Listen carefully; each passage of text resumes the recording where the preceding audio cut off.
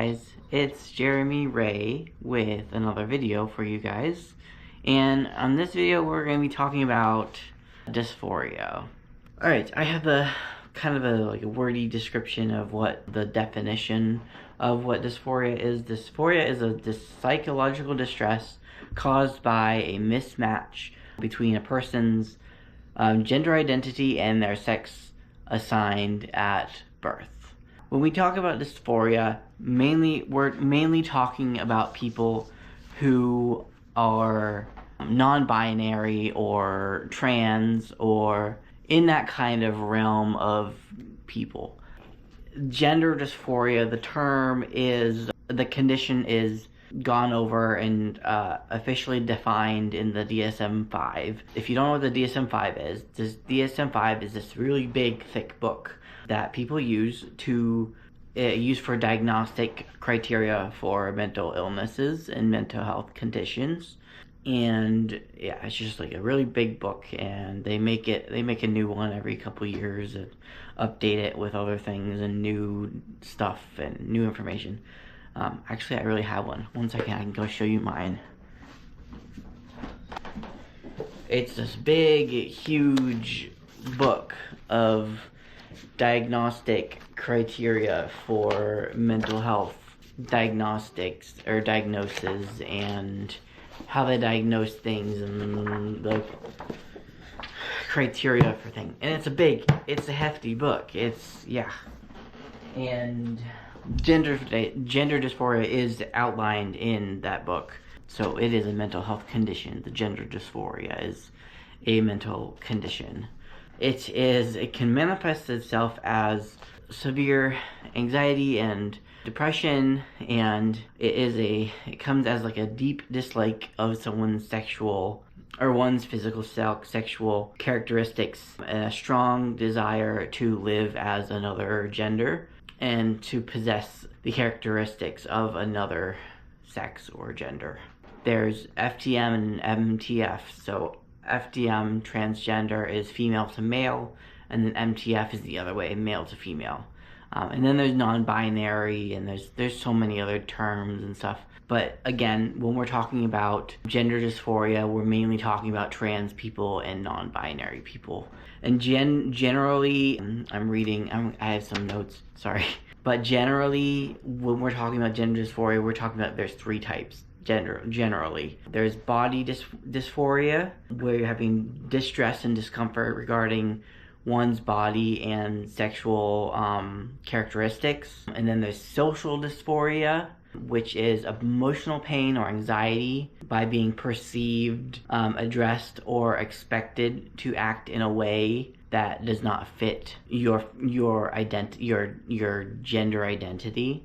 So you want to be you have dysphoria around being perceived as male. You want to be perceived as male, but people perceive you as female, and you get dysphoria around that. And then there's cognitive or internal dysphoria, and this one's interesting. It's mental struggles where an individual experiences conflicting thoughts or misgenders oneself because they have been conditioned by social norms. So this one's kind of like an internal kind of fight where you kind of mistakenly misgender yourself, basically, which is interesting. And when I was coming out, I kind of had that. I had a little bit of that stuff in myself.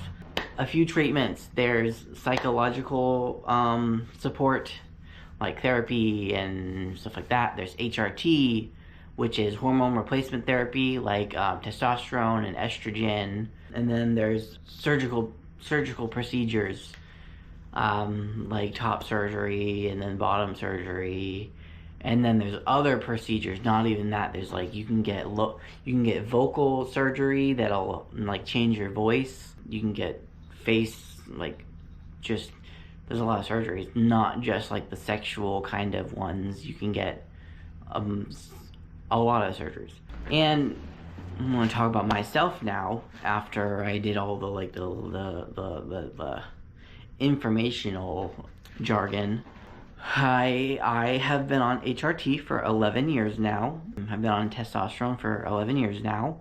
and I had top surgery 7 years ago. Yes, 7 years ago now.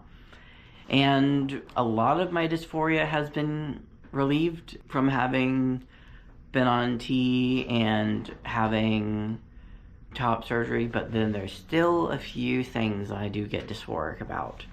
And I'm going to talk about those. One of them is my voice. Sometimes my voice, I get kind of dysphoric about my voice because sometimes it sounds like, I feel like it sounds like the T-boy voice. I don't know. You can look it up, but it's like a specific voice that a lot of trans men get after being on T. It's kind of like a nasally, kind of like halfway male, halfway female voice. It's just like a specific voice like a lot of trans men end up getting. I am very dysphoric about my hips. I don't think, it's not my hips, it's more like my love handles. And I think that can probably be changed by if I just lose a little bit more weight, which I'm working on. I've lost like 10 pounds, so we're getting there. My baby face, again, I can't really change that, but still, I'm dysphoric about it. I get it from my dad. I get the baby face from my dad. And this one, I'm not sure. I mean, I've heard it from other people. I've heard it from other trans guys, and I'm not sure if I should even say, but I'm trying to be open. But the way my pee sounds, because typically when you're in the men's room and when men are peeing, it's a strong stream. And then when females are peeing, it's a little bit less of a strong stream. They sound different when the pee hits the water. The sounds different, and I get dysphoric about that. Let me know if you're trans, do you experience this or not? I know my friends who are trans, they have experienced this as well, so I know I'm not the only one. Still, I still kind of sound, I talk about it to myself, I'm like, that's weird. And again, a lot of people come on get onto HRT and they have surgeries, and then like all their dysphoria goes away and everything like that. And then some don't. Like I still have a little bit of dysphoria, and then there's things that you can do and that help it, and if it works for you, great. But I mean, alright, that's the end of the video, guys. If you enjoyed this video, if you learned something, if you're trans, if you can relate to anything I just said, comment in the comment. I always say comment in the description. Comment in the comment section below, and subscribe, and I will see you guys later in the next video. Alright, bye-bye, guys.